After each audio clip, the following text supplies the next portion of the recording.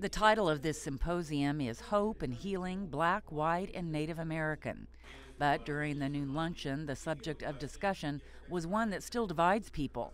After the Emancipation Proclamation, Indians set their African American slaves free, and those former slaves were granted full tribal membership. Those freedmen registered with the Dawes Commission more than 100 years ago and were recognized as tribal members.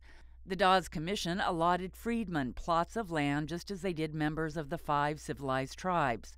Current chief of the Cherokee Nation, Chad Smith, today told those gathered why his tribe doesn't want to recognize freedmen as descendants of their tribe. He says it's a matter of lineage and bloodlines. Chief Smith says the tribe leaders see identity and sovereignty as separate issues.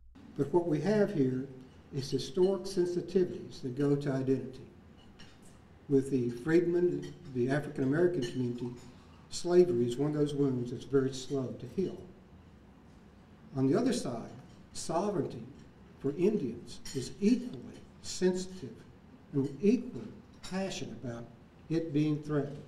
And for us, sovereignty is being able to exist as a distinct people in the world. Some freedmen descendants sat in on the dialogue and heard from freedmen attorney John Velli, who's fighting for their rights as Cherokees in the federal courts. These were the people that were determined in 1906 to be the stakeholders, the citizens of the Cherokee Nation that received the same lands as the other citizens of the Cherokee Nation. That's it.